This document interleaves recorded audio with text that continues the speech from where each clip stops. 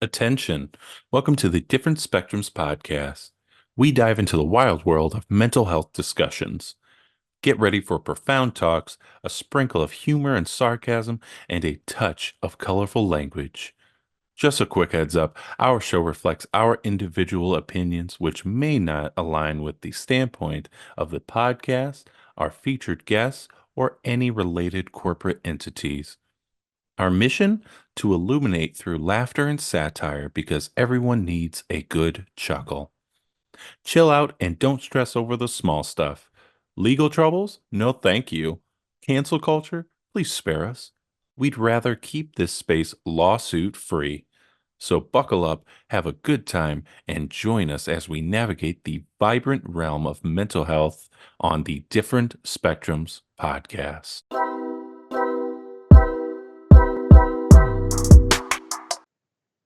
Hey everybody, we back again. Hey, we're back and we're live. I'm Spencer, your co-host, and that's our licensed clinical therapist, Nas. Hey, Dr. Nas. All right. That's it. No jokes. Great. Thank you for that. Remember, don't take us too seriously. Or do. It's completely up to you. There you go. Don't forget also to run up those likes for us. We'd really appreciate it. So, our guest for the show today is a child and adolescent psychiatrist who leads integrated pediatric mental health programs at the New York Foundling, driving innovation in healing trauma and protecting youth. He's a hospital trained clinician, university professor at NYU, co editor of the book Not Just Bad Kids, and advisor to NYC on juvenile justice reform.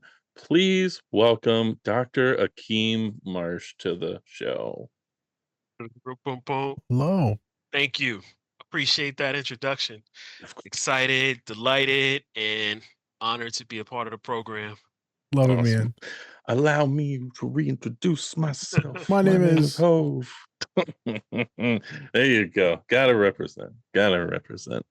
Thank you so much, Dr. Akeem, for coming on to the show This is today. awesome. This is gonna be a really good one.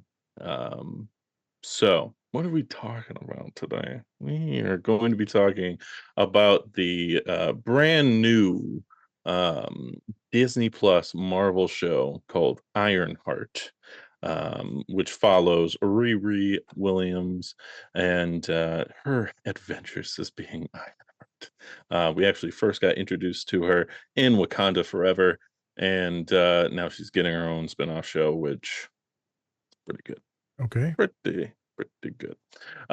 So a few different topics we're going to be talking about today. We're going to be talking about AI. That's a big topic, especially for the show as well as just in general in life, because AI is growing and growing, learning and learning every day. And it's something that we need to start talking about a little bit more, especially when it comes to the mental health field. Feels like people are going to be using it for any type of therapy, or just relationships in general, any type of human quote unquote connections. And so this is a great topic to talk about. We kind of discussed it a little bit in our last pod, but this time we're going to have a full, well-rounded discussion about it. We're also going to be talking about AI and how it's being used for loved ones, or how it could be used for loved ones, whether they're here or whether they are passed away or anything like that, and how that could affect us, just as well as any type of past memories, and even talking about the next stage of evolution. What could happen? Anywho, Nas, anything before we get into the show? Yeah, I did not even think about this until Doc started talking about this, like treatment, how you can use AI, holograms. I'm thinking like, that's wild. To help people with like PTSD or trauma or just grief, reconciliation. Then I can also see how it could be used and like, or overused in inappropriate ways or cause more damage. I feel like it'll be a good discussion to talk about. It's definitely something that is going to happen no matter what. It makes me think of all those Black Mirror episodes where they like plug their consciousness into the computer and then everyone is like alive, but their consciousness is in the computer, and everyone pays to go there, which is like trippy as hell. All those episodes trip me out. So I'm excited to talk about this. I'm going to be on my best behavior because Doc is here, and I'm show a shit ton of respect for that resume. But also, fucking Ukulele is kicking it right now with that brown skin girl fucking song, man. I can just hear it in my head. It's like old school, but it's new. It's he's not that old, the song. I heard that years ago. But it's a vibe. It's a bop. It is. So excited. We're going to talk about grief for sure. We're going to talk about relationships, connection, bunch of different things. Excited. So let's get into it. Whoop, whoop. Whoop, whoop. Whoop, whoop. Hey, here we go. There you go. Finally. Someone got it. All right. Let's do it. Did you know we were going to do that? Because you watched an episode, or no? You just went with it. I just went right. Look at that. Boy, I tell you, some people actually got it. You know, they right here. You right here.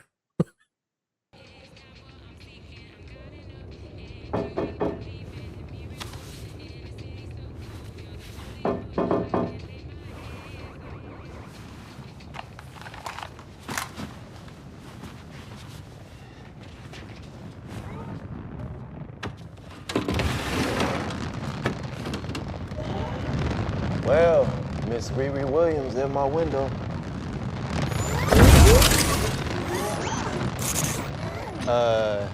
No thanks.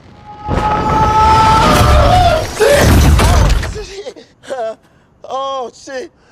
Don't you ever do that shit again. Boy. Oh, shit. I'm alive. I'm alive. Xavier, what are you doing here? Yo, Soup just kidnapped me. What are you doing here? You okay, Ree? Huh? You don't have to say fine. I'm tired.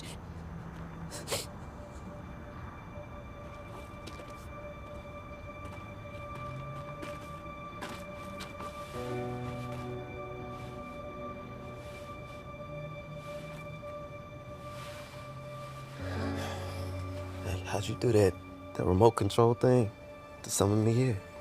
That was a trip. What remote control thing? I brought you here. Natalie? How are you doing that? Well, pleasure to meet you, finally.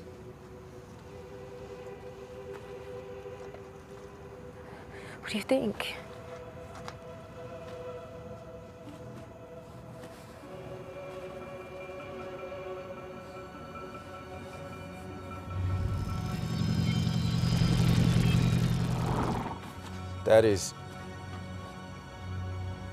That is horrifying.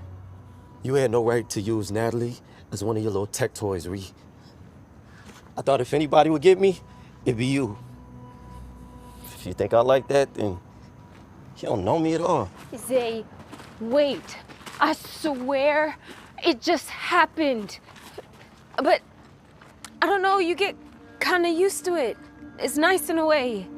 Like your mixtape. Oh my God, Ree, that's not the same thing. I'm honoring her. You're freezing her in time, faking like she's still alive. Look at her. She is alive. Sort of. That is not my sister. She's not sort of alive. Wow. Okay, so what would you do? If you were me, what would you do? Make her go away. Delete it.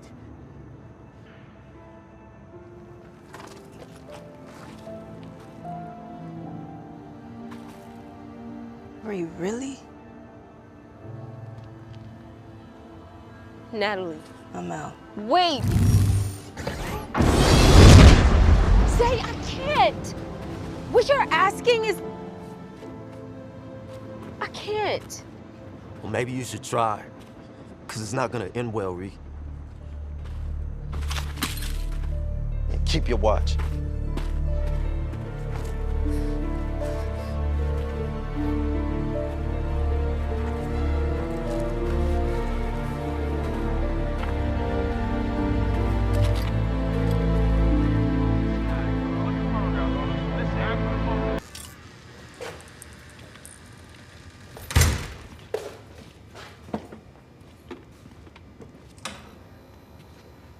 Okay, can you show me the thing so we can go?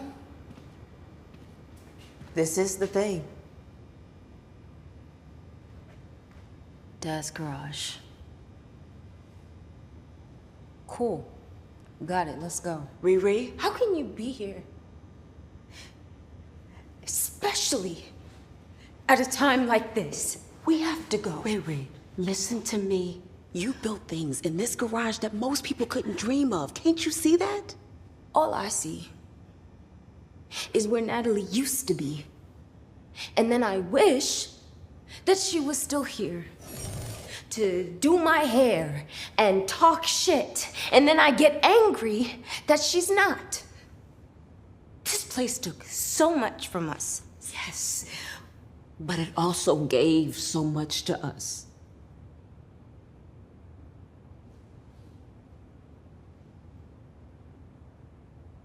Just hold on. You remember this? Property of Ironheart.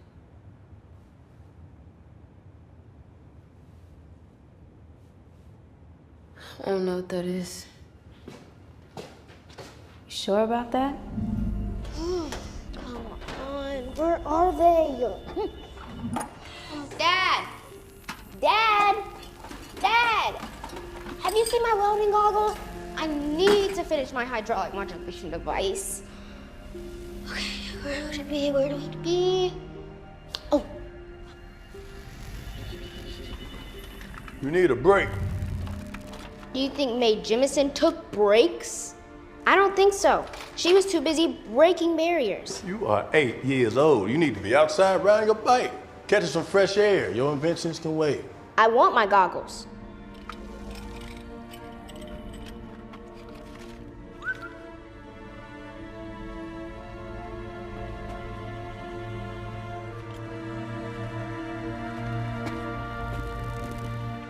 Just give me one song. You can get these goggles right back. Fine.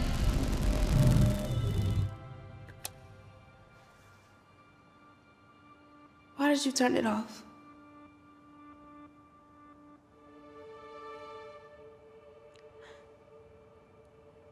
What was the point of projecting that memory? To show you that when you try to forget, all the memories that make you sad, you wind up forgetting the ones worth remembering.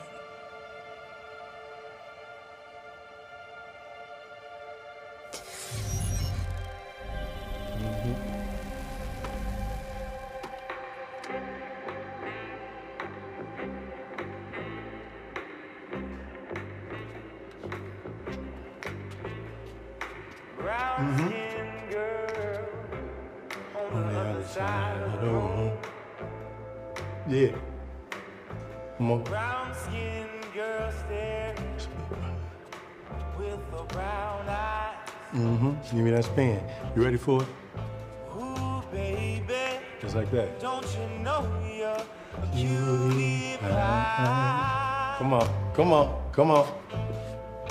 Princess, little honey with a polka dot dress on. Follow me. Watch this. Ooh, Billy, lady whose name I don't know. Cutie pie. There you go. Tell you, darling, But, ooh, ooh, ooh.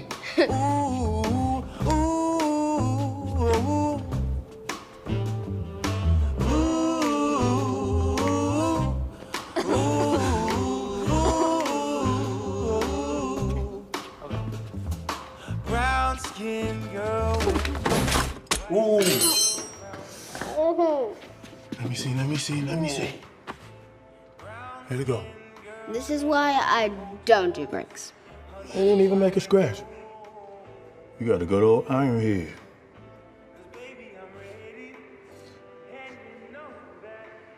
Yeah.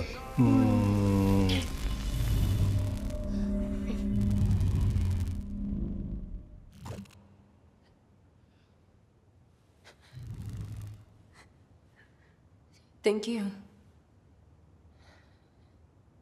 I'm sorry for what I said earlier about how you're a problem and... No, it's all good. No, it's not.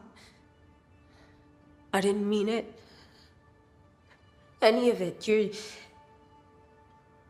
a glitch. But you're my glitch. Thanks. You guys are right. Chicago is home. Always has been. There used to be a time where I couldn't imagine being anywhere else. I'm gonna fight for that feeling again. It's only a matter of time before Parker realizes that I'm not dead. I need a suit and I have nothing to build it with. Well, I was thinking maybe this could help.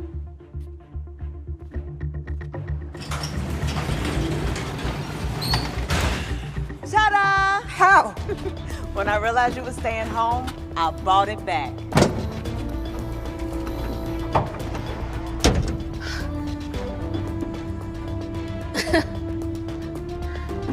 Oh. When Dad gave me this car, he told me it'd always keep me safe. Thick and thin.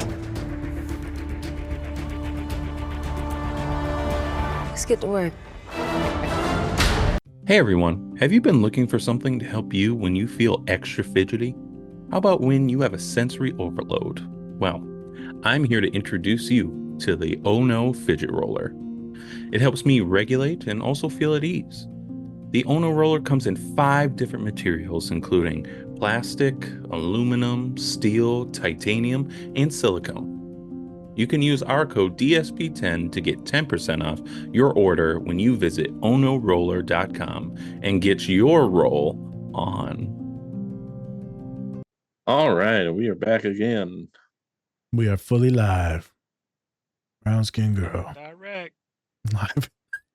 I love it. Let's do it.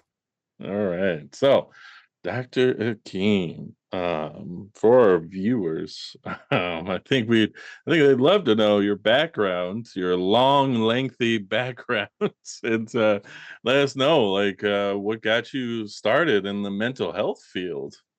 Oh, great question. I would say it kind of started with growing up around kids. I had a lot of nieces and nephews. So I was thinking, like, my first thoughts was that I wanted to work with children, but I was thinking pediatrics. And when I went to medical school, they force you to uh, do work in all different specialties. So I had to go through surgery, OBGYN, psychiatry. And then when I hit psychiatry, it was like, oh, wait a second. This is there's something to this. This is cool. This is interesting. And lo and behold, I took electives in child and adolescent psychiatry and I was sold. So after getting my training and education in that, the first like formal job that I took outside of the training, postgraduate training they call it, or residency, was in working in juvenile detention. So that because it was, something that was like a little bit different than the experiences that I had. And I was really, interested and moved by that as well, to get involved in like research and trying to understand where people were coming from, understand backgrounds, and also different ways of engaging and making use of whatever tools we have available to try to really connect with the youth. And I'd say that got me to the point of, after doing the initial research, eventually writing a book, also different presentations along the way, and a lot of the presentations centered around um, those kinds of themes, both understanding the youth, where they're coming from, and also different ways of engaging. And one of the ways that I'd say has been really helpful was actually um, being interested in Marvel, being interested in comic books, and because that's something that has more of a universal appeal. Not everyone likes it, obviously, but many people do. So we could sort of bond over that, and that I guess all of that kind of brings me to the present. I try to incorporate that, besides like when I'm talking to people, try to incorporate like I tell people this isn't totally accurate, but I'm like every presentation has to have a Marvel reference or Let's something in go. there. They got to. And then Love it. also talk about it with with the young people. They gotta check me, keep me up to date and all that. We keep each other up to date, and it's just like um, I think it's like really rich storytelling, deep characters, and in many ways, like the representations that we see are like it's like real people, real life events, but it happens to be in this sort of like fantasy world with superpowers and like, these extraordinary things happening. But a lot of the core elements, there'll be like, you know, real issues that people deal with, interaction, grief, trauma, things like that. And those are the things that make them more relatable. Did you know you always wanted to work with like adolescents, children, or did you ever want to do adults, or what? How do you discern kids? Oh, good point. I mean, to be honest, I do still work with adults, like Okay. that's still a thing too, but it's mostly adolescents. And then aside from like having that extra interest, like in working with younger people, I feel like I kind of gravitated more towards adolescence in a way because it was like over time noticing that that was one of the groups that was kind of like neglected, not sort of Yep. really appreciated as much. Because many people who want to do pediatrics or work with kids, they want to work with younger kids. Adolescents is sort of like that forgotten group. And then even from my own experience, like in adolescence, I remember when I was going to the pediatrics office and it was like as soon as you turn 18, no, actually it was before that. It was 16. As soon as I turned 16, they were like, "Oh, you gotta go to the adult side." I'm like, "Yeah, bro, I'm not even an adult." And then the person who I was seeing, like that was an adult like internal medicine doctor, um, was not really adolescent attuned, I'd say. And I mean, it didn't matter that much for me personally because it was like I didn't really have too much stuff going on and nothing really to be But honest. still, But um, you know, as I grew older, realizing like adolescents have so many like general have so many issues going on and they do really need specialized care. So, it's like I'd be a good fit because the things that some people find annoying, either I don't mind or in fact I like it. So like we vibe off of each other. So, love it, love it, love it. So, how do you balance not only the weight of being a healer, but then also a role model in communities where there aren't many psychologists or psychiatrists of color? yeah, that's I'm glad you brought that up because I have to start off with one of the jokes I like to tell people. There's only five black child and adolescent psychiatrists. Now, that's not exactly true. It's not true. But it kind of feels like that a lot because so many of places and spaces that we go into, it's like, we might be like the only ones there. And honestly, I would say it at this point where I'm at, I feel like because like I'm in a position that I'm in where I'm able to support in different ways, like so where I work at, I support like other therapists being able to see kids. And then I also am able to like support training efforts and mentor people. And then all of that besides also working directly with the youth themselves. And I feel like at times it can be a lot. It adds up, but I feel like, the impact is something that does really I find it to be empowering.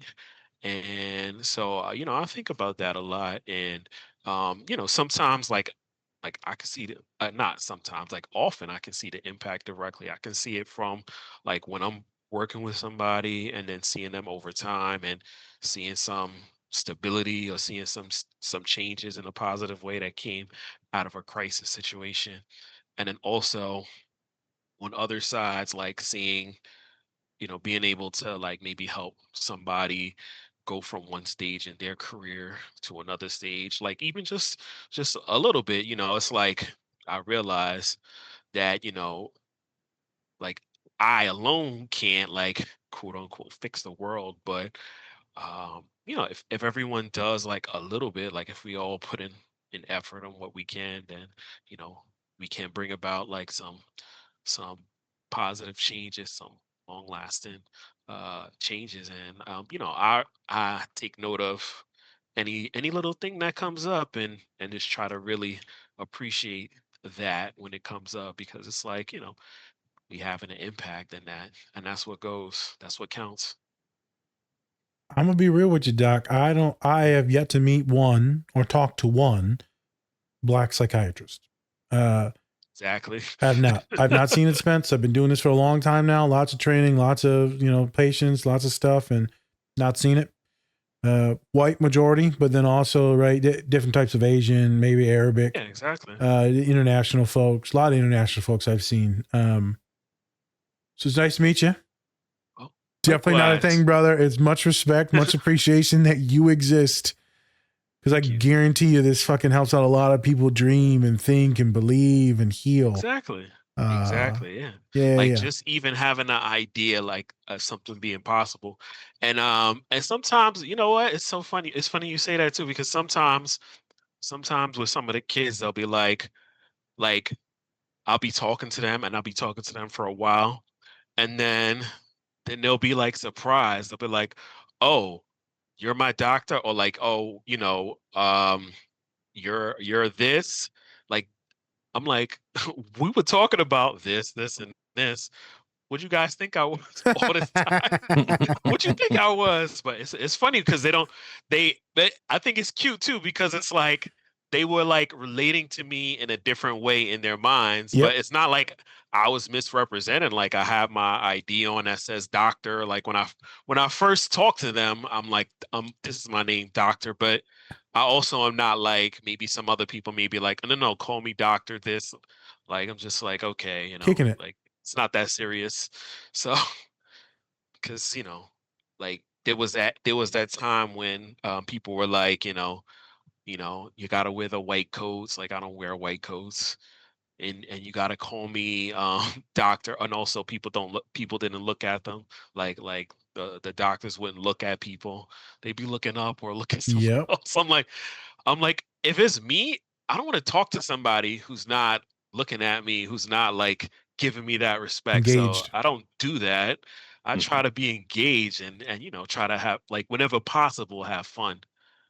Like sometimes we obviously got to talk about Real stuff. serious topics, like because that's what people go through. But the whole experience isn't like that, and we try to incorporate other things, other parts of life when possible, and also try to make it fun, when possible too. Love it. Real quick, Yeah. my doctor for my hand surgeon walks into the room. My hand's in pain. It's a whole thing. He come in, Spence, with a tweed suit, like tweed. I'm like, who the fuck is this guy? You ain't my doctor. You're not my doctor. I was like, bro, like, I don't. He's like, you're good. Didn't said like looked at it. He's like, you're good. I was like, that's it. What else? Like, it's still green. What do I? He's like, you're good.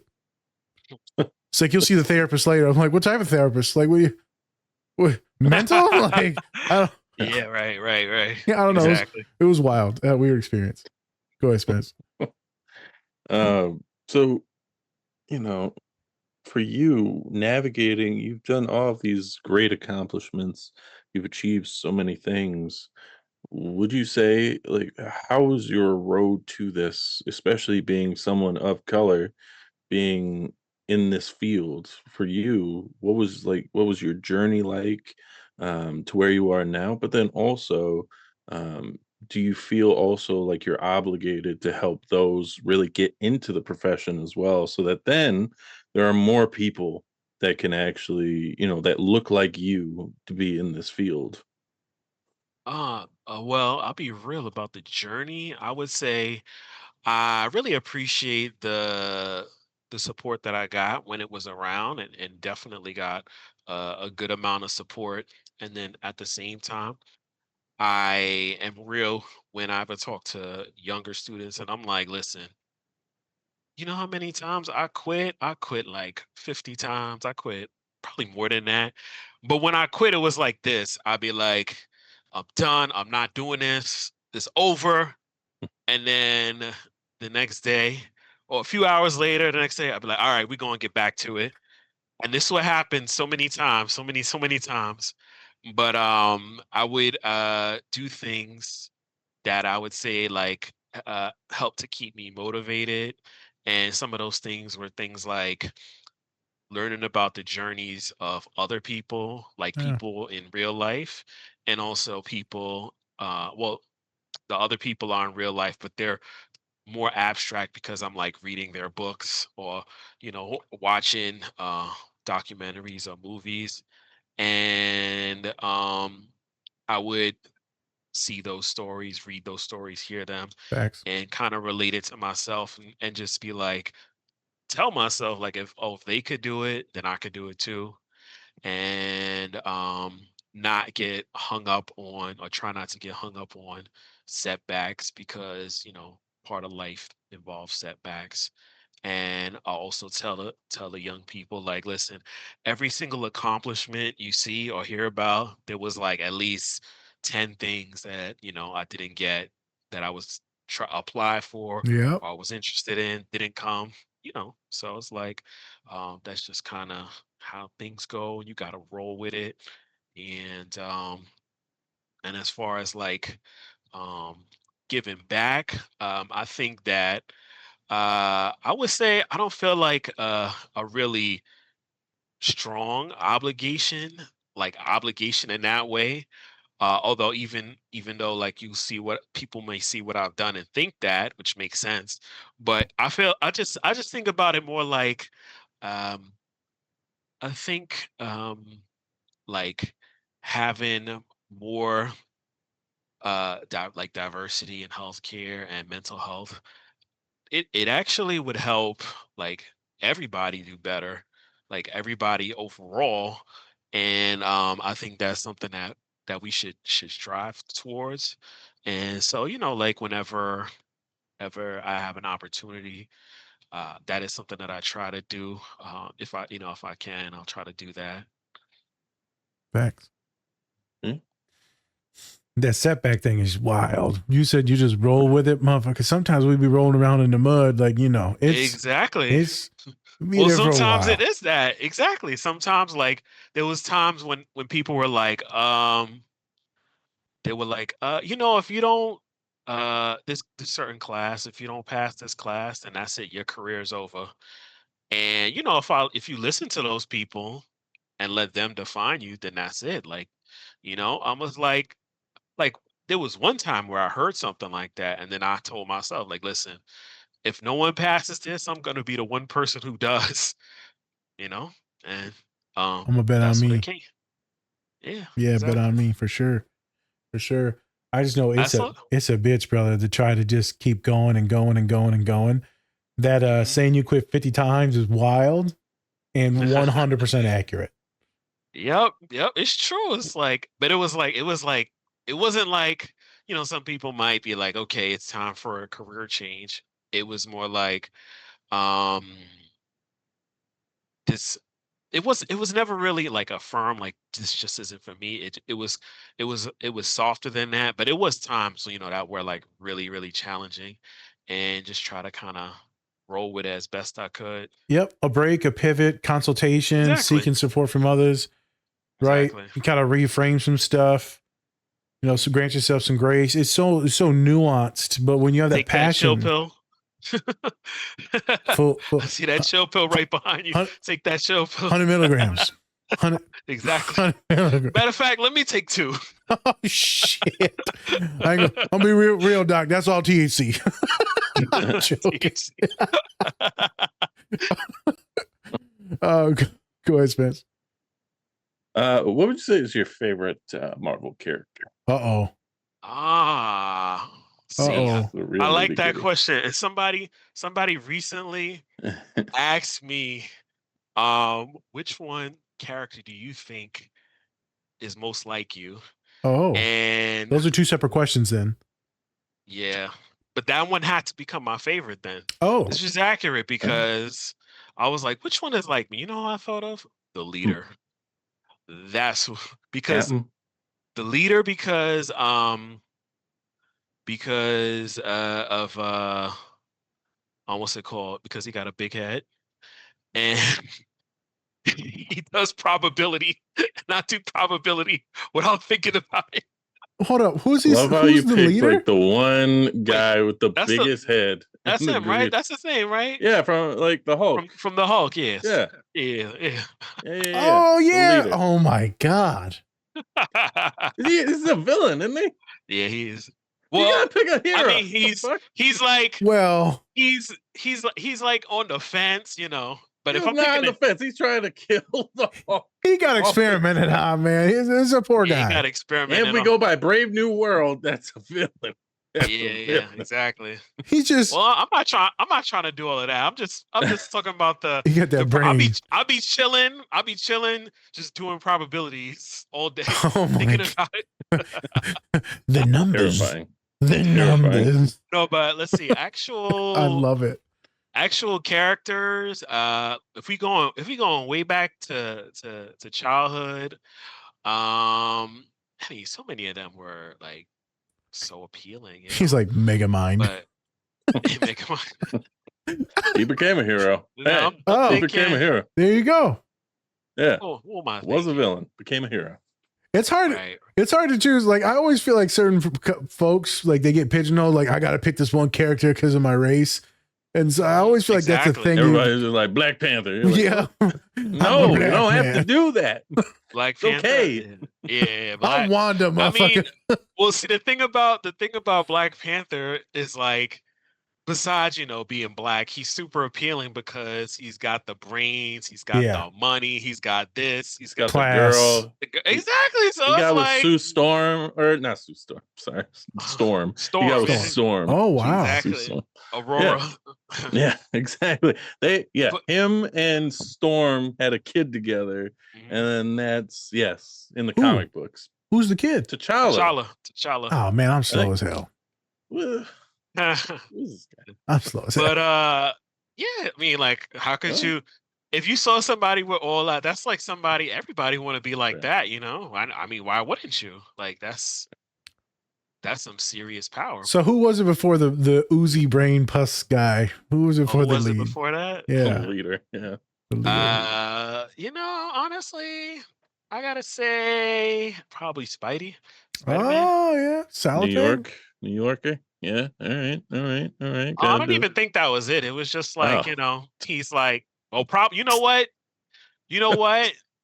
It's taken for granted so much that, yeah, that probably was like the biggest part of it. But then, so many of them are from the New York area. It's true.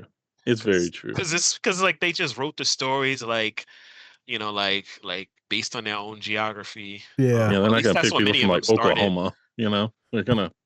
They're gonna be from a big metro city. They started branching out, more recently with different They did. locations and different. Finally. Yeah. Exactly. Finally.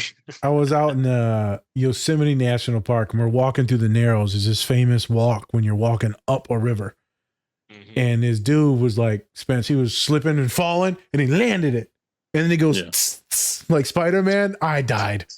I died. And then he landed it, right? Because if you fuck up and fall, like you're like, it's You're gonna have to call an ambulance. and they say if you drink the water too, like it's got this horrible blue algae that's like horribly toxic. Oh no. And I was like, bro, you go down. And then he landed in it. My niece was like, oh, it was sick. Spider-Man. Did they catch that on film? Was it recorded? Yes, I have my GoPro on, so I can. It was recorded. Oh no, I was just curious because if he went through all of that and it wasn't Oh, recorded, that'd then be a it's like viral clip right it'd there. be like Yeah, it was just some kind of a random dude. waste. No, I got it on camera for sure because I know my GoPro was on. Hilarious. Oh, nice. Okay. Yeah, I haven't looked at it yet. Wild. So Spider-Man, I feel like a lot of people love Spider-Man Spence. That's just the guy. That's true. He's such a great he's character. He's a screw up. He screws up all the time, but then comes back around and kind of doesn't give up. And then it's like he's trying to balance life, like everybody's trying to balance life. You know? So How many times have you tried to get bitten by a spider? oh no. No? You didn't just put your hand in there and just like, come on. First of all, it wasn't No, just like it's- a normal ass spider. It was like it a was- radioactive spider. It would Hey, bite me.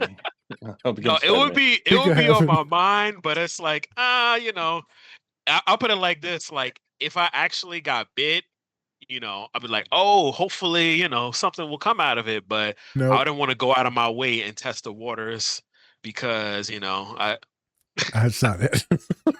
No, exactly. I don't want that. It's like I don't really like bugs. No. Nah. I had to ask. They I can just stay. had to Of ask. course, that's a good question. I had to ask. It's something that I'd be thinking about, like if I got bit, like Yes. But I'm not gonna look for a spider. I'm like, oh no, stay over there. I don't trust that you might be the one because you're not glowing. You're not like or glitching out. You're glitching out. If it was glowing or glitching out, I might be like, do what you gotta do. Exactly. Yeah, all right, fine. You Show can bite me. me. Show me. Let's see what can happen. But since it wasn't doing that, I'm like, He just gets that might have some bubbly kind ass of venom or mind. something. Exactly. One big tumor. Anyway, Exactly. It's like before we go, it's the bad guy from Invincible when his brain gets like that. Oh yeah. Uh-huh. oh yeah. Oh yeah. That could be Doc. That could be get without all the evil that stuff. could be you. That could be Doc. That could be you. They're all evil villains, Doc. I'm not liking the vibe here. He's like, yeah, that's right. Yep. I'm scheming. I'm scheming. Yes, sir. Yes, sir. That's hilarious. Hilarious. All right. So back to the nitty gritty. Actually, I'm kind of curious. Like, when you're talking about all these different things to be relatable to kids and the people that you talk to, do you go out, like if you don't know something, like do you also go out and try to be like, okay, let me go check this out? I haven't heard that before. I haven't seen that show before or something like that. Oh no, I would love to absolutely. see. Okay. No, I have honestly. Let me think of some good examples. Okay,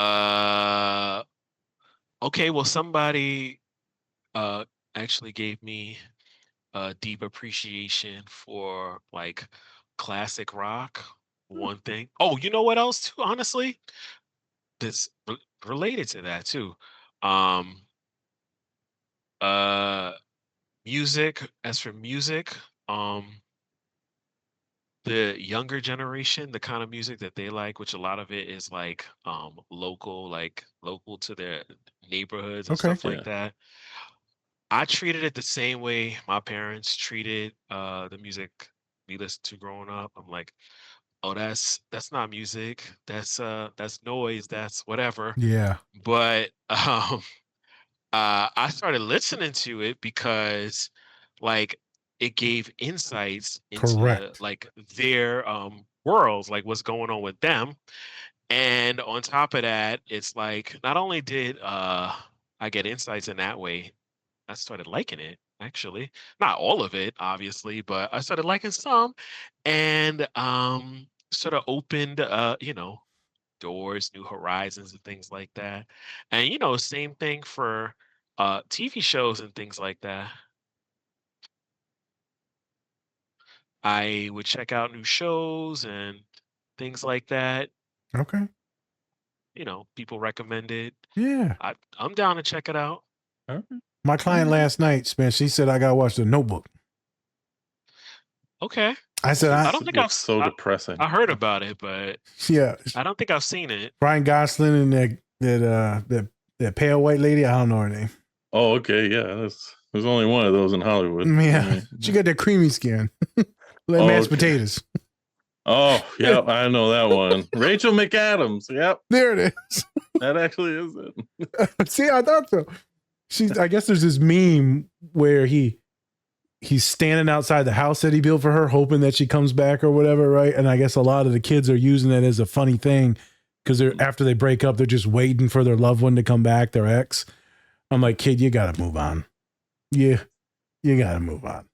And she's They'll like, come to me when I'm dying in a hospital. You're like, no, they won't. she's like, No. you don't understand it because you haven't seen it. I was like, yeah, I'm not watching this shit. No, just like Grey's Anatomy. Like one of our guests tried to get us to watch Grey's Anatomy, and I was like, it's not happening. Doc, Sorry. Have you seen Grey's Anatomy? It's been a while, but I used to watch it sometimes. I believe it. That After was the one of the 15th things. season, you were like, I'm good. Yeah, you know what? I started. It was I was watching it when I was in college and med school. Oh, But what happened was I would get annoyed when things would happen that were not like Real. medically accurate. Yeah. Exactly. And so then that's kind of like I wasn't too interested in the drama parts. It was kind of interesting, but I was like more like looking at it to try to learn something, like help me learn, help me yeah. get through school. And then stuff would happen that was like not totally accurate. So then I just got annoyed and was like, I'm done with this. let it go. Yeah, I'm done with this. I think that's why people like The Pit a lot. Was it The Pit? I forgot. It's like this new medical show that's on HBO. Just got renewed for a That second one they're season. saying is supposed to be accurate. Yes, it's actually pretty accurate to the medical field. I think it's Okay. I'm Oh definitely yeah, gonna The check that Pit. out Yeah, I now. see this. Yeah, Gonna check that out now. It's got high ratings, 8.9. Wait, what does it come on? That one? HBO Max. HBO. Oh, HBO. Okay. Yep. Yeah, Right. yeah.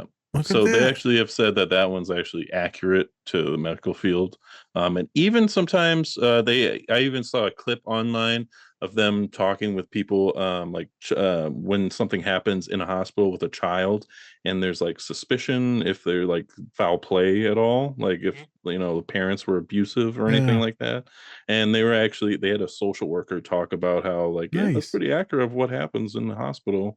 And like some things that can pop off. So Okay. everybody said it's good. I haven't seen it myself, but everybody I've all talked to right. actually has said it is good. So Yeah, if people tell me stuff like that, I'm like, yeah, I'll check it out. I'm down. and it's a dude from ER. I mean, how can you go wrong with Oh that? yeah. You can go wrong with that. I gotta ask this. Oh damn it, I'm losing it. The guy with the cane that's an asshole. House. House. Have you met any houses? Well, Many houses. you haven't met any grumpy ass white men. Oh, it's funny. that know everything. Well, it usually it's like they think they know everything. Not like they actually do. Fair. But of course, and House was actually one of the first ones that I got into because Love it it. was like they really tried to get into it, like try to be accurate. And the thing that was really cool about it, at least in the beginning, was like you had the whole team of doctors who would like work together, like try to doing different things, trying to figure out what was going on. Yeah. And I remember just like imagining like what that could be like, and then soon realized like some of the representations on the show was like each one of the doctors they showed had like a different specialty, but they were like doing things that were like not in the scope of their own practice. So that was like kind of like a downer, but it still was like like I would say a little bit motivational, cool, at least in the very beginning, like the first couple seasons. There you go. So does it like this doesn't have to do with anything like your field. I'm just curious. Like, does having like certain settings from movies and shows, like, does that matter to you? Like from where you are? Like for me, I'm in Minnesota and we don't get a ton of settings in Minnesota, right? We have like a very short list of movies and shows that are actually based in our state.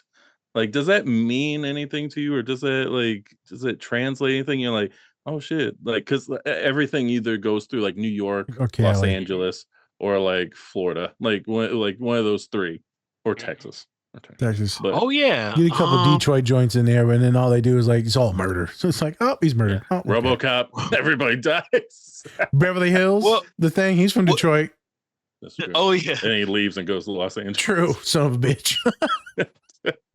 No, you know what? I like when that comes into consideration sometimes. Okay. To the point where if I'm watching something and they're like, let's say they're supposed to be in New York, right? Yeah. And I try to check for things that are like accurate. So like if they're driving, right, and they park on the street right away, find a spot, I'm like, that's a lie. Fake news, not accurate. You're not doing that in the city. But He hated Men in Black. Them motherfuckers always found a parking spot in Men in Black. They did. Right, Every just pulled time. up. Every unless time. they were just making their own spots, unless they True. you could see the sign where it says, no parking with like 50 different things on it. Okay, Hey, that's good accurate. one. But if they just found like a regular spot, like no, that's not a thing. Or fair. like what's the name of that movie where there it was the taking of Pelham 1, 2, 3 Oh yeah, Oh, yeah, yeah, yeah, yeah. subway. I was like, oh my God, I could have been on that train. But hopefully that doesn't happen. Hopefully it never happens. No. But yeah. Well, other than that, it's like some other places I've had the fortune of going to. So if it's a place that I know, like I'm looking for accuracy in that place too. Like did they make an effort to make it an accurate representation? Like I want to know, because I don't like when they just like, oh, we're here, but then it's not really like that. Then might as well just tell us like you're in Metropolis. Okay, we know Metropolis is not real, so that could be anything. But don't say you're in this place and you're not really there, like they're deceiving us. Like, come on, guys, you could do better than that. Do some research. Doc is like, this is bullshit. Exactly. This is lies on lies. They be a Mets fan, not a Yankees fan. This is Exactly. bullshit, Exactly. man. Exactly. Exactly. I've been to that donut shop. Exactly. I know that bodega. They got some good food over there. That ain't the color of the cat in that bodega. I know it Nah, isn't. exactly. I got it down like that to a science. Fucking guy. It's the statistics in his. Exactly. His brain's getting bigger and bigger. I can feel it. I feel it. Ah. No. Exactly. That's right. Love it. Awesome. All right. Well, I think we could get into the, Let's do it. show. Let's get into the show. So, Ironheart. Ironheart follows the character Riri Williams. Like I said before, that she was in Wakanda Forever. That was the first time we were introduced to Riri Williams in Ironheart. So a little bit of backstory. Riri Williams, very smart, very intelligent Black woman, went to MIT, was in there. She was also doing some like hustling and stuff like that. She would do like some of the white dudes' homework or anything like that for money, and she'd be getting paid for it pretty good, especially those MIT people. They'd be getting that money. So Natalie and then her dad, or actually Ronnie, was they were both shot in drive-by shooting. Jesus. And so yes, and that has been her backstory, whether it be in the comic books or in this iteration. They've all passed away through I guess gang violence and stuff like that. And so she's dealing with that trauma, well, then she also wants to escape that. So like I said, she went to MIT instead of staying in Chicago and going to like a university there, and doing that. So she wanted to get away from that. And so she had just that trauma kind of building, and it was never really addressed like through anything, except for, but that's how superheroes usually do it, right? They all do it. They all take out their trauma, their hurt inside of them through crime fighting, or just in general being a hero. Um, Now, for this first scene where Riri is in the junkyard, so a big heist happened, and then she's just, her suit's all messed up, or it was, and she's just going through a lot. She's back home in Chicago. She's kind of cut off everybody in her life until this point, and now she's talking with Xavier, and then Xavier, who is Natalie's brother, Right. finally finds out that she somehow created this AI version of Natalie, which pretty much, at first Riri was apprehensive about it. She was like, "Get the fuck away from me. I don't want anything to do with you at all. You weird AI thing. I don't know what you are." But then she started slowly graduating to like actually liking the AI and appreciating it more. But Xavier, obviously, that we see in the scene, was just like, "No, this is not right at all," which is very valid. I mean, that's a valid feeling. Yeah. Riri's mom immediately was just like, "Cool, this is great. Yeah, you're back," and all this stuff, you know. Um, so And she also said, "Can you make one of her husband who passed away?" Which is yes, like, another reaction to a yes, situation like that. yes. Facts. I want my loved one back. I Hmm. want mine. So before we get into, or actually, no, Dr. Akeem, what is your thoughts on AI, but then people also using AI as a form of therapy, whether or not they're using it for themselves or maybe trying to help others with it? What's your take on AI and therapy at this current moment? Oh, lovely, lovely. So my gut reaction to AI, it's still Skynet. I still think about Terminator. I'm like, He said Skynet. I'm looking at it sideways. I'm like, slow down, Yeah, stay over there. yeah, But I do think it actually offers a lot of potential. There's a lot of possibilities and whatnot. So I'll be honest, I did start to use it a little bit. What I found it useful for was things like checking grammar and suggesting revisions and things like that. Also like summarizing things like, if I have this word limit for a proposal, can you make it like less words? And I found it useful for stuff like that. But as far as like the way many people are using it, basically like a therapist, like a friend, um, I don't think that it at this point anyway was really designed for that, especially like a therapist, or even a friend for that matter. I mean, there's like so many people in the world, like we have the option to have real people as friends.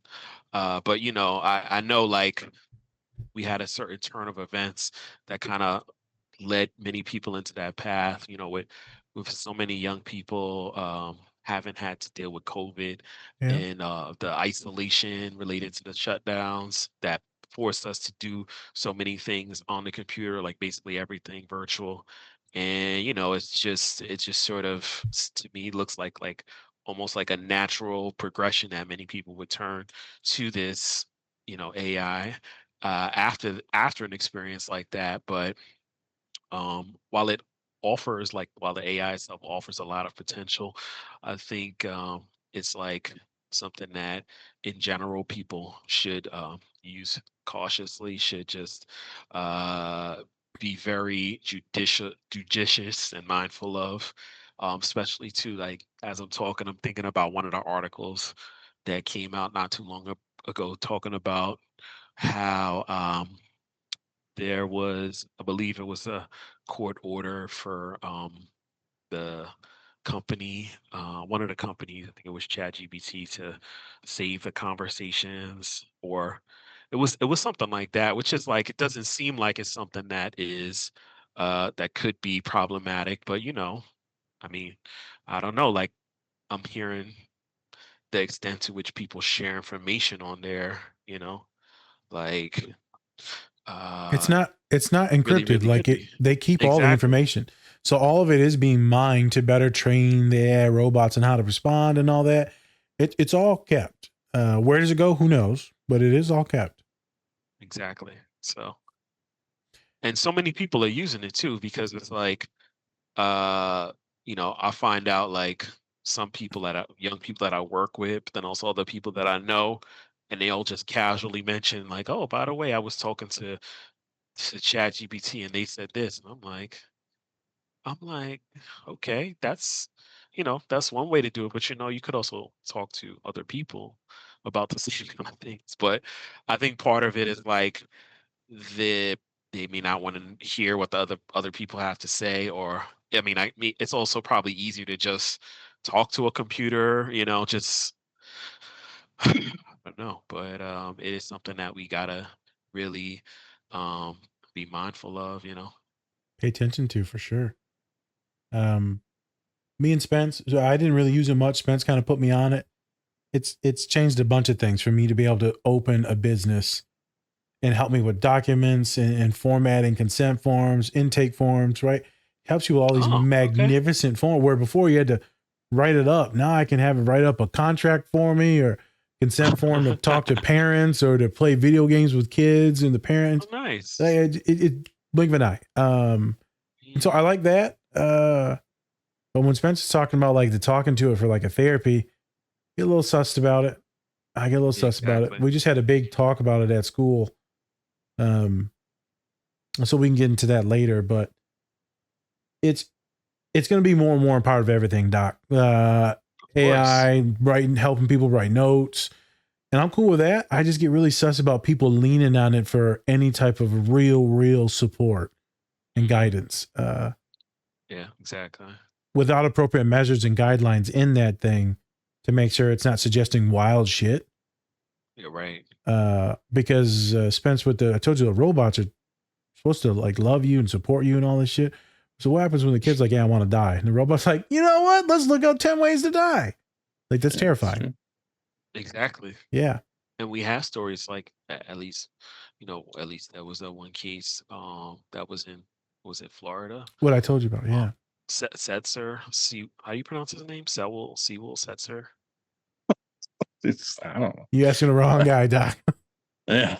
Who did this? AI, tell me how to pronounce his name. Let's see. Bobby. Oh, jeez. And I think also with that, go ahead. We have this conversation all the time. Just like if you use something too much, it's always going to be bad, no matter what you do. And in this case with AI, it's like if you use it too much as such of a crutch, it's going to backfire at some point because it doesn't know. It doesn't know. And the problem is that I don't want it to ever like know, because then at that point it is a conscience. It has its own mind. And then at that point it's just a person that knows everything. Exactly. And then that's when we get into Skynet. That's when we get into iRobot and all that shit. iRobot, right. It knows everything and who's controlling that thing, right? Right. So now I'm my own identity. So that it leads us into some weird waters, kid. Exactly. We don't need that. Weird waters. No. There's going to have to be a lot of laws and regulations on this stuff for sure. They're going to get sued at some point. ChatGPT, like the company is going to get sued at some point. I know there's probably like some type of clauses that they have in there, but I feel like as time goes on and things start happening, I think they are going to be sued, and they're also going to have to give up certain things, or they're going to have to try to take away certain things from what it knows, because it's getting a lot heavier and heavier each update that they have. So I'm gonna have Spence ask some more questions in a second. I have one random thing. There's a lot of things that is dope about AI. I got a lot of discussions and arguments, right? So there's this little thing that's meant to help you record lectures for like school, right? and then the AI records it, right? It's all in this little thingy, this little doodad, and then it shoots out the bullet points and the summaries and like notes for you to like help you study. Homeboy was like, I'm about to have this during one of our arguments so that we can actually figure out what the hell we're talking about because we're too heated and there's too much emotional deregulation. I'm like, that sounds fucking genius. That way it's like bullet by bullet. What are we trying to say and what's actually being done? Exactly. I thought it was dope. I've got some clients that put their journals into it, all the craziness what's in the journal, and then they'll spit me out the bullet points from the journal. I think that's very appropriate. Doc, have you had anyone use AI in this type of ways I'm talking about, you in like maybe a healthier way, or no? No, I haven't heard that yet, Okay. but I wouldn't be surprised if, I mean, I would hope, hope so. Yeah. So with this scene, with Xavier, finding out that now his sister, is just part of this AI program now. What do you find it like? We've had so many different iterations, whether it be like through like Harry Potter and things like that. Bringing people back from the dead it doesn't never work, worked out, right? Because they're gone, and they need to stay that way because that's just how life works, right? And now we're taking a step where we think that that person can go on for even longer and longer. Well, what are your thoughts on that? And like, would you ever do that to have a loved one just come back from that? Like, that's a tough thing. Oh yeah, absolutely. I mean, I think that like I totally understand the appeal of that because once you lose somebody, it's like all you can have is like whatever memories you might have, like um the whatever experiences you live with them, hearing their voice and thing. But it's like um they're gone and it's final, but you really, really want to see and or hear from them again. But as far as like making that actually happen, it's like it feels like unnatural. It feels like a disruption to the circle of life, the cycle of life. It feels like, it's supposed to go like a certain way. Like that's how it's been going. Right. It'd be strange to have that happen in real life. Even like at this point, like seeing an AI representation of that, it'd be different if it was just like seeing old videos, like old Yeah. images, and okay, like we lived that experience or they lived that experience, but then to see something completely new, different, I have a feeling I'd be like Xavier was in that scene, like, oh no. Yeah. Mm-mm. Mm-hmm. It's true. It's very Tripping. true. So you probably wouldn't have AI replicate a loved one as of right now. We'll see what happens in the future. Start Yeah, losing exactly. people now. You might change your mind. Hold up now. Exactly. I mean, yeah, I don't know. It at this point, it does No. seem a little Sus. off. I don't know. For all of us followers, y'all followers, what would y'all do? Write us in the comments. Shoot us a DM on YouTube or Instagram. What would y'all do? Spencer, would no for you? No, I think it's a no for me. I also watch a show. It's called The Good Place, right? And it's about these people, whether they go to like heaven or hell, stuff like that. And at the end of the show, spoiler alert, everybody's in heaven, right? Everybody's in heaven, and they're like, "Yay!" But then they figure out that like, what now? Like, what now? What do we do now? Yeah. Exactly. And they give people a choice of when you are ready, that you feel like you have done everything that you wanted to in heaven, you can just go into this void, and then that's it. There's nothing Yeah. after that. You don't have to worry about it, because in a way, living that long is a type of suffering. That's what they Because say. Yep. you don't want to be here all the time. You just want to be at peace. You don't want Yep. to stay anymore. And Yep. so I thought that was a great representation as well, and I think that that also speaks volumes to this as well. I think you have to leave people where they are, and just if you have those memories, fantastic. But that doesn't mean that they should be coming back to where they were. No. Because guess what? How do you grow as a person? Because loss makes you grow as a person as well. It sucks. It really sucks. But at the end of the day, what good is it, and how long are they going to be there for? Right? Yeah, they say it gives meaning to life. Right, having there's an end point. Spence, do you see the new season of Invincible or no? No. No, okay.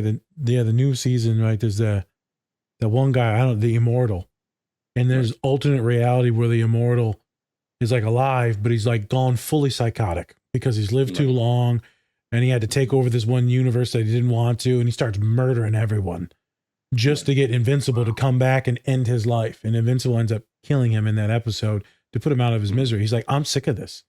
Everyone I've ever loved has died, right? It's like horrible. I could see where it could be therapeutic in some ways.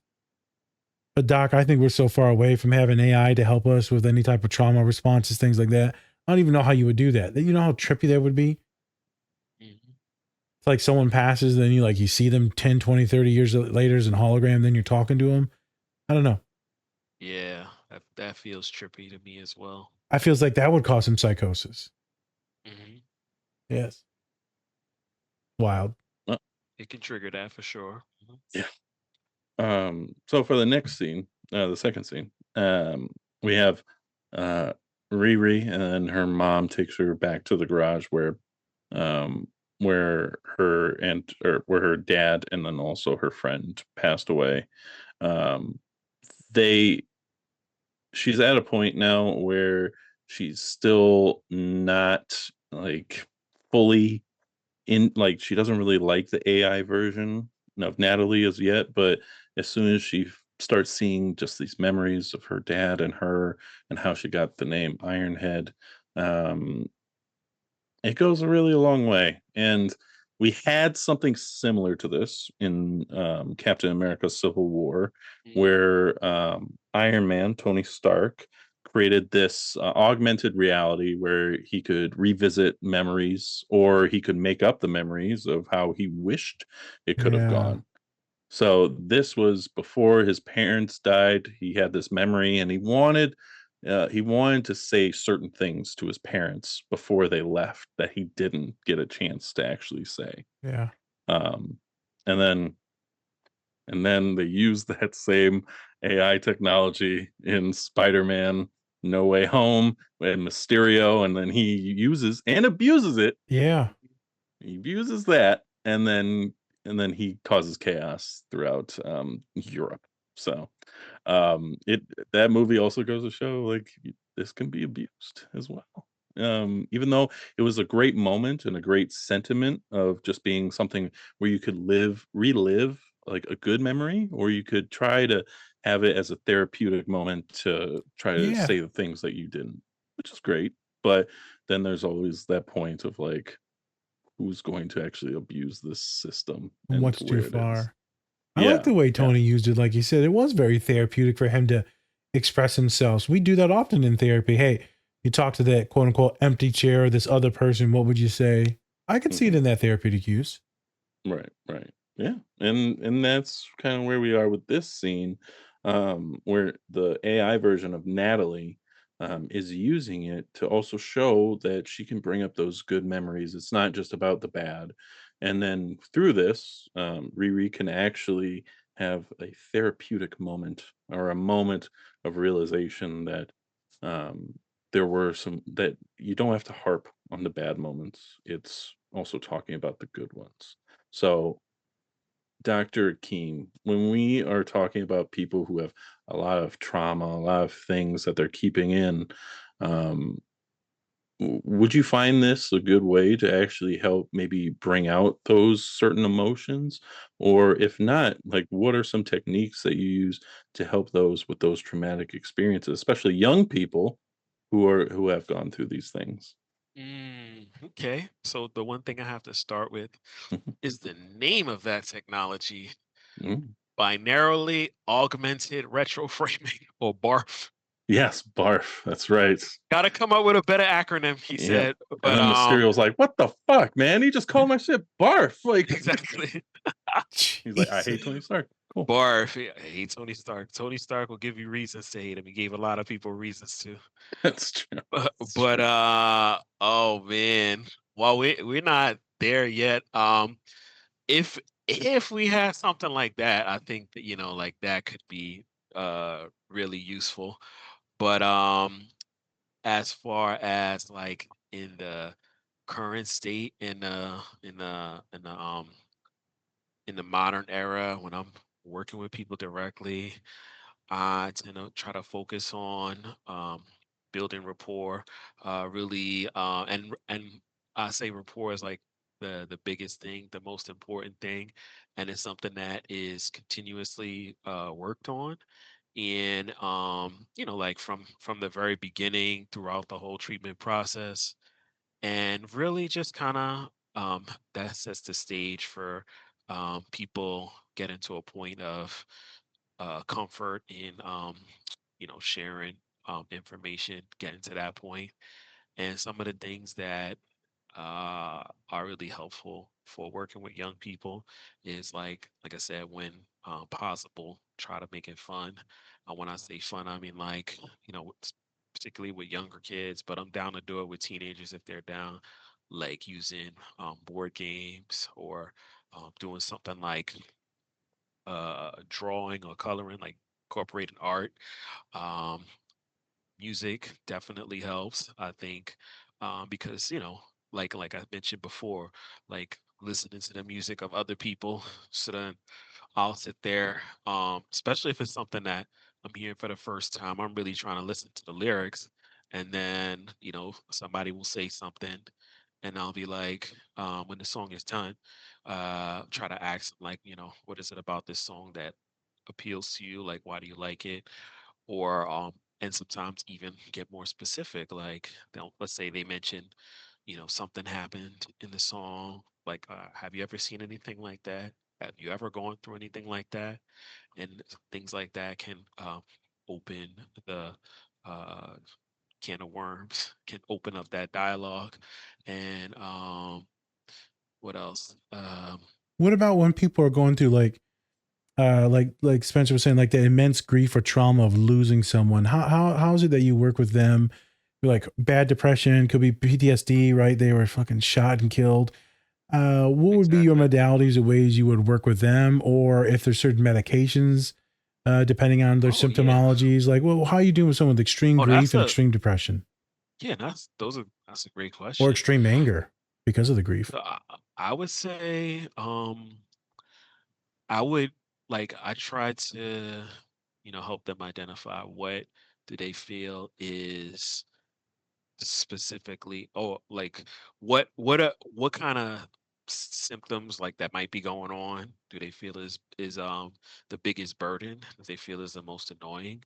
And so an example would be like one of the common ones related to sleep. Somebody's like, oh, I'm having difficulty sleeping, right? And so I try to figure out, make sure that they're from their descriptions, there's nothing that's like medically could be going on, which happens sometimes. Yeah. Like may identify like sleep apnea or something like that. But if there are no risk factors for that and that hasn't been identified, then I'll be maybe looking to help treat that. Or sometimes, um, let's say if it is a situation like PTSD, the person may say like they don't like the fact that they're really jumpy. They really sort of are reactive to sounds or reactive to certain situations that they feel is in excess. So then, for something like that, I'll be, offering to help out like with medication. Like there's some medications like the one that's coming to mind is prazosin. That's one of the ones that's really useful, helpful to manage like when your nervous system is overactive, if you have nightmares, Okay. or and then that could help calm it down a little bit. And or if somebody's having sleep issues, If they haven't taken melatonin before, we'll start with that. Or and if they might have taken that and it doesn't work, then we'll see like whatever the comfort level is, and go through different options as for what might be helpful, like hydroxyzine Yep. or mirtazapine, things like that.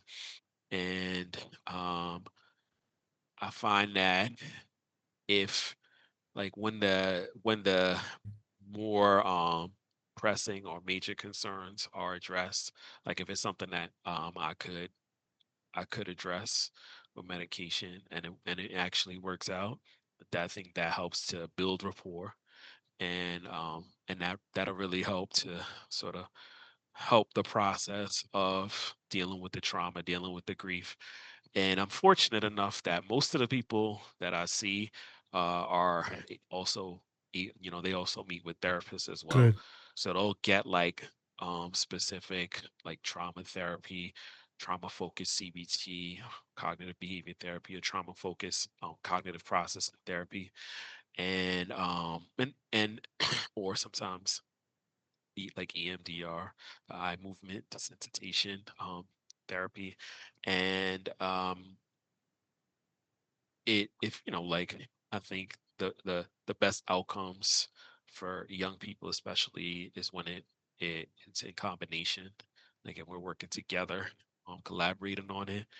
But I do also like I'm very much interested in supporting the whole entire process, and in offering an extra layer of support aside from just the medication, just giving space to maybe talk about things in a different way, or talk about um, other things that may be impacted by that, sort of that may be not directly in the scope of like the targeted treatments. Nice. Nice, nice. Do you ever have any resistance? I know you work with a lot of adolescents. I assume it's a lot of black and brown folks too. You get a resistance from that population? I assume if they're coming to you, maybe they've already worked through the resistance with a therapist. But maybe if they're coming to you, maybe it's not referred from a therapist. Maybe it's a different type of triage that comes to you in the practices you've worked at. I wonder how you navigate that, specifically when it comes to like this trauma, this PTSD, this grief, this anger, this hostility. You talked about your book. What was the title of your book again? Oh, it's not just bad kids, the adversity and disruptive behavior link. Right. So like, I feel like And there's some medicine in there too, maybe some there. There's a lot. I wonder how you tie in these worlds of this no, that's a young black woman that's going through some shit and has some aggression and hostility that is coming out towards her mom in that scene. oh yeah, that's I'm glad you put that all together, because I'd say like, so like in general, there's sort of a layer of resistance with adolescence, I would say. And when I say a layer of resistance, I mean in the sense of part of normal development, as far as like I'm, you know, becoming my own person, asserting my identity, trying to figure it out, asserting my independence, and also like kind of like a little bit of anti-authority.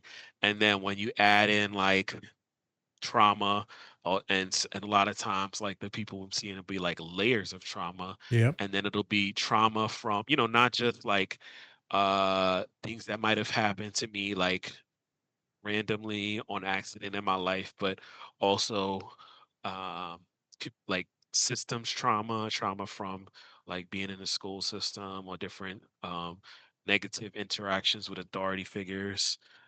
Those are things we gotta, we might have up front to have to deal with. And I would say I do my best to work with them, to meet them where they are at.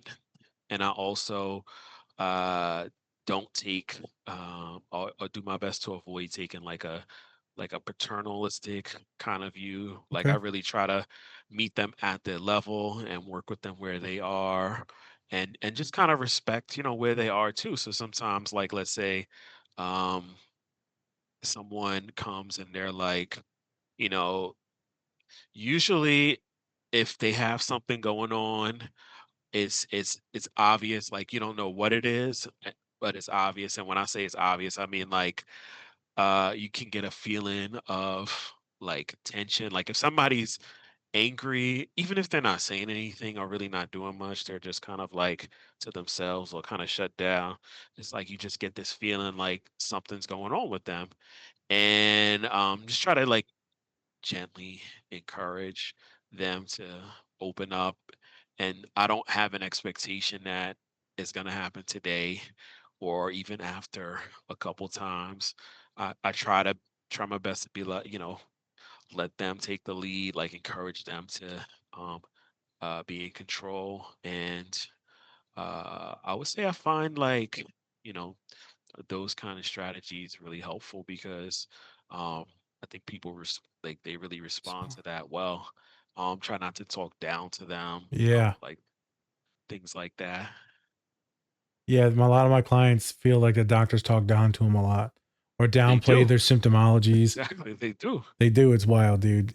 And I'm like, It damn. happens. Sometimes they be saying out of pocket shit too, and I'm like, damn, that's That wild. too. I'm like, this sexist as hell, my guy. Like this is Exactly. Like, wait, what? what? Like, oh Come my on. god. Yeah, thanks for answering that.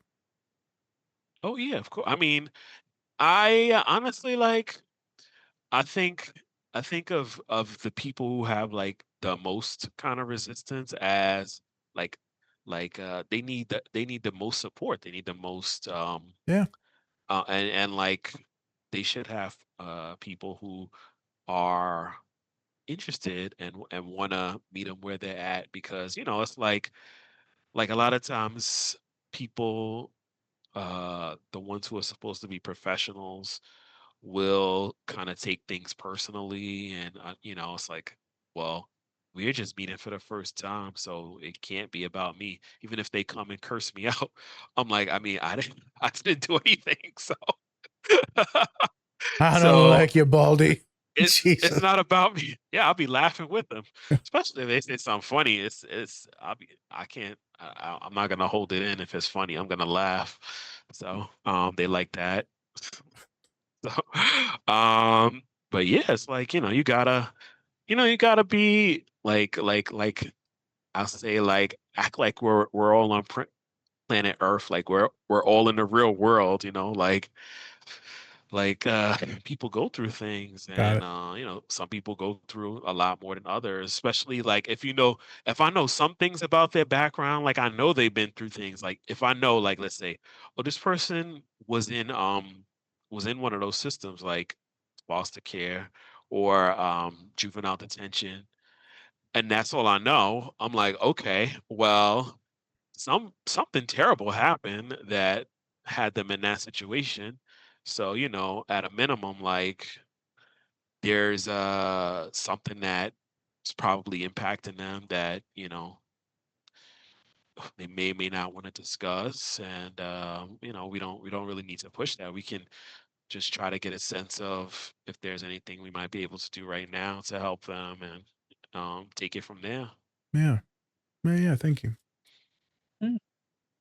Um, so, um, we have this thing where we we forget a lot of good memories if we go through some bad things, right? And so that's kind of what Riri is going through with this scene. She really remembered a lot of like the bad and traumatized things, but there were a lot of great moments that happened with her and Ronnie and with her and Natalie that she just forgot because those darker memories just kind of took hold. Um, when we talk about like some of these people who have these bad memories, how do we get it so that the good memories can go up front instead of having those bad memories in there? That shit is Ah. so difficult. Yeah, that shit is wild. Yeah, I I think so struggle with it. too. Yeah, it's tough. I think really if they're able to get to a place where they're able to get in treatment and then hopefully the person connects to someone else that they feel like this is a good match because it's really starts with that like at the core, and then once we're able to, get past that, over time, continuing to work on it, trying to get into a better place. Um, Eventually, I think like for most people, we'll be able to hopefully unlock Good ones. those key moments. And it is tough though, because like with depending on the circumstances that of what happened, how it happened, and the extent, it's like it really can be like a cage. It really can be like a prison. And it's tough for people, it's really tough. But thankfully, there are treatments available, and treatments that work. It's just a matter of uh, making the right connections, people, to the treatment, make sure it's available, and everyone being able to have access to it, which Yeah. is not where we are It's a today. tough spot. But Yeah. we're gonna get there someday, hopefully. Eventually we'll get a better healthcare system. Exactly. Healthcare. Yup, we need that. Jesus. No, dude, Spence, it's wild, man. Like depending on what the trauma is, like Doc was saying, it's so nuanced. So if it's like a horrible accident, maybe they seen it, maybe they witnessed it, right? And so they got to be at a stable position to where they can even revisit those things, because it could be too re-traumatizing, re-triggering, deregulating. When I was young in my practice, I had people like bawling their eyes out, like decompensating, like just full on regressing. And I asked my boss, like, what's going on? And she was like, yeah, man, the kids ain't ready for this. Like, you maybe see where the trauma is and what you need to talk about and where to go systematically, but they are not ready. They do not have the skills. They are not regulated. They are not healthy enough to revisit those darker memories so that they can find the good ones and embrace those and show gratitude and all that. I was like, well, why aren't they? She's like, I don't know, Nas. You're not them. I'm like, these kids are soft, man. Fuck these kids. Jeez. I'm not bullshitting. Like, that's what I thought when in the beginning, right? I'm like, let's just dive in right now. Dive in deep. I see this shit. Let's tie it up. Let's cauterize this wound. Keep it moving. That's not how it works. No, that's right. No. Nope. No, that's I can relate to that some, like thinking like back, like because you go through the training and everything, but then what ends up happening in practice is the real people that I have to see on my own. Even though you have like supervision and everything, still like it's not like you have somebody on your shoulder in the moment. So it's like you're there just trying to like figure it out, but like the cases that you're seeing are like curveballs. Like, I didn't see that in the book. I didn't see that in the book. I didn't see that. And I'm like, what am I supposed to do with that? I don't know. It's tough. It's tough. But thankfully, got we got to a better place where it's like, even with the curveballs, it's like we don't always have it 100% exact answer, but it's better now to be able to kind of manage it, like, okay, or recognize, like, okay, when you start inching in a certain direction, like, okay, that's a little bit too much now, so let me not go there. We can just move on to something else, or revisit that later, instead of like, because I also remember like trying to go in, like, Yeah. it's like, you can't do what everyone wants. You don't have to do that. And you also don't have to. You like, don't there's have no to. urgency, like, doesn't have to be done, but A lot of therapists push, man. I had a couple folks recently that are like, dude, I'm crying in every session. Like, I don't want to do therapy anymore. So like, I don't want to reach out to you. And I'm like, homie, we're not going to be crying every session. Like, I'm not going to be deregulating you. We're going to do stuff in session to be more affirming. We're going to talk in a different way. You're going to be fidgeting, playing with stuff, right? I know how to pay attention to pivot you if needed. I'm not just going to let you spiral in this OCD, in this misery, in this trauma. And so, right, we talk. And this one client is like, I didn't even want to talk to that. I said, why not? She's like, I'm terrified. I'm like, why the fuck are you terrified? You've known me for like a couple months now. I'm not about to hurt you, kid. And she's just still, the trauma from being with these therapists of pushing, fucks you up. So we pivoted a couple conversations multiple times. I tried to do like, what are some good memories from your childhood? And it was so polluted with all the bad memories that it was hard to identify any of the good stuff. It was so hard. And I tried and I tried. And then boom, is like bullying, neglect, isolation, being fat. And I was like, Jesus Christ, kid. I felt sad for them. Now Jesus Christ is like, why? And so we had a really, really tough session. Now I'm scared that they're not going to want to come back the following week because of like, we tried to find the good ones and it just polluted. So like Ironheart's here, Ironheads. I think it's magnificent that not robot, but I don't know what was it called. Her name was Riri. What was the AI called? Natalie. Oh, Natalie. Yeah. I love the way in which she used that moment to be like, look, this is magic. This is beautiful. Look at this magnificent memory and how much goodness and joy and happiness was in this relationship. And then she's like, I love Chicago and I love this, right? It started to reinvigorate that passion and that love. It's wild. It almost reminds me too, like the Lion King when Rafiki has him look into the water.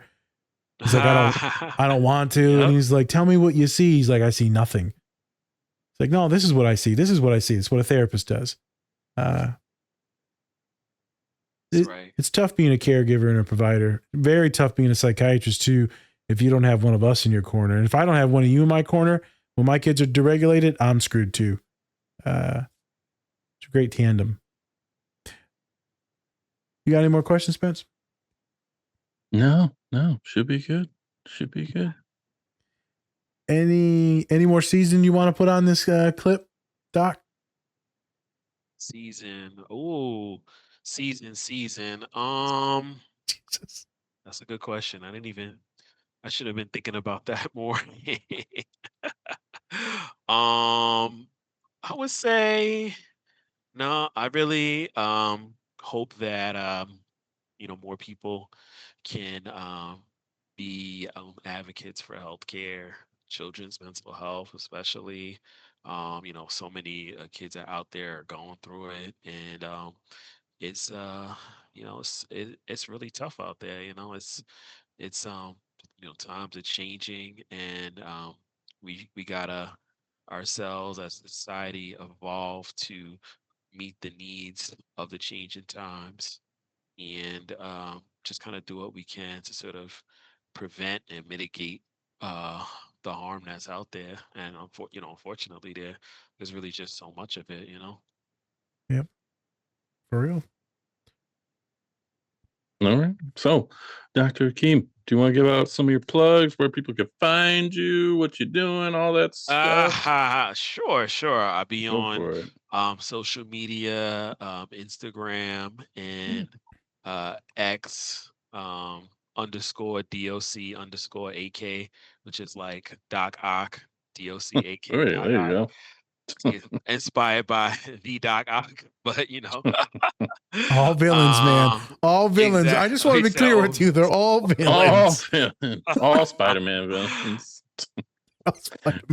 Okay. I promise I'm not a villain in real life. Okay. Only about, what can we do to really exactly. Yeah, and what else? Do I have any? I mean, I have a book that anybody who has university access, you can access it on Science Direct Awesome. database. Not just bad kids, the adversity and disruptive behavior link. And I was really interested in understanding the perspective where young people who happen to be in juvenile detention, like what happened in their lives, how did they get there, why, try to unpack all of that.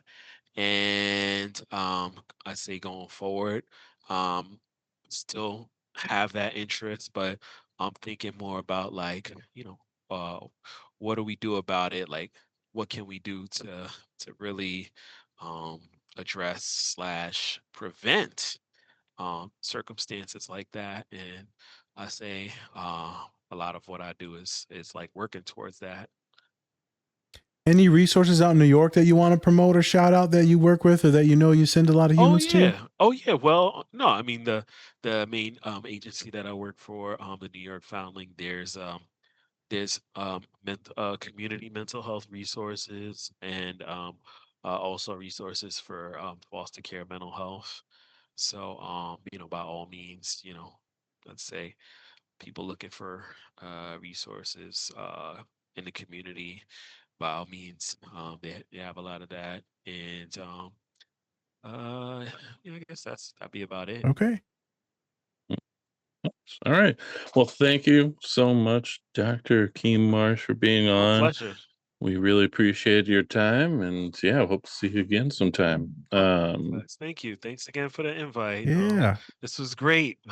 Love the conversation, Yeah. And then we got to highlight Riri, I didn't mention it before, but like, one of the reasons why, aside from me actually appreciating the story and the representations of mental health and real issues that real people deal with, like in the community, um, before the show even came out, it got review bombed. We didn't even get to talk about And that. it was like, there was all this hate, like literally before the show came out. Like how you off, off the cuff, just like, nope, I'm not.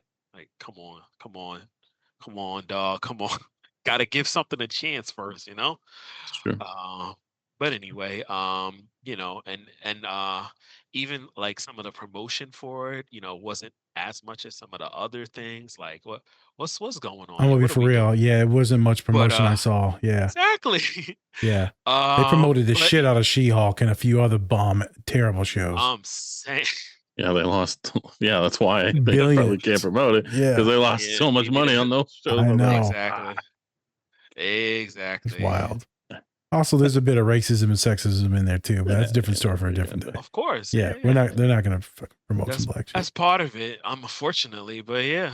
But no, it was the themes and everything that they explored and the storyline, like these are real issues that people are dealing with. Love So it. I'm glad they touched on it. And it's something that could also be potentially brought to treat, although, I'm not sure how many of the kids would have seen that, but hopefully they did. Yeah. Please Yeah, check it yeah. out. Check it out. Or if not, if they haven't seen it, and if there's something in there that that they could relate to, it could be suggested, and then we could talk about it. So like Yeah. it could be discussed in the future. So all right, fantastic. Well, with that, I'm Spencer. That's in the house. Different special pack. Hi, everyone. Peace. Much love. And remember, take care of yourselves. Or don't. It's completely up to you. Oh. It's up to them, boss. that's right. It is up to them. We can't force them. It's up to them. All right. Peace.